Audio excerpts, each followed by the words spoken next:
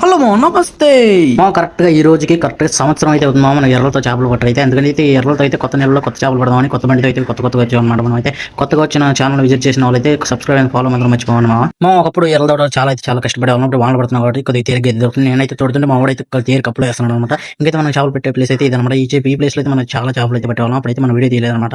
ఇప్పుడైతే మన కొత్త బండి అయితే పార్కింగ్ అయితే చేసాం అనమాట. ఇంకా బండి పక్కన పార్క్ చేసి ఇంకా చెట్టు నీడ ఉంది కాబట్టి చల్లగా అయితే సాయంత్రం 5 వరకు చేపలు పడుకుందాం నేను అనుకున్నా. కానీ అయితే మధ్యలో అయితే ఆకలి అనమాట.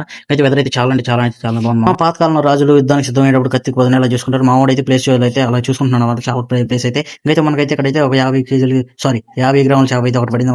మా 50 కేజీలు 50 గ్రాముల చేప మనం అయితే ఉన్నాం కాబట్టి దీన్ని అయితే వదిలేద్దాం అనుకున్నాను. నేను అనుకున్నాము దీన్ని అయితే మనం అయితే వదిలేసాం అనమాట. చూడండి మీరైతే అసలు ఎందుకు పడతాయి నాకైతే అర్థం కాదు. ఈ బండినప్పుడు బండికేసి బదాలు నిప్పించింది నాకైతే. ఇదైతే లైఫ్ లో ఎవరు కాలం అయితే పడదామా. ఇంకా అయితే ఏమన్నా మనకైతే ఒక ఇసుదంతా అయితే పడింది. ఇది చేప పడేటప్పుడైతే అసలు ఇది నోట్లో పెట్టుకుందా అసలు లాగేటట్లు కూడా తెలియదు అనమాట.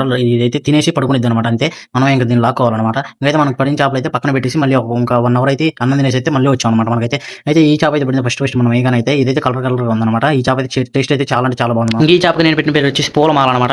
మీ ఊర్లో ఈ చేపని ఏమని పిలుస్తారు తప్పకుండా అయితే కామెంట్ చేయండి. ఇంకా వెళ్ళే ముందు like comment share and subscribe అంత మర్చిపోండి. ఫాలో అయితే మీరు మంచి వీడితో మళ్ళీ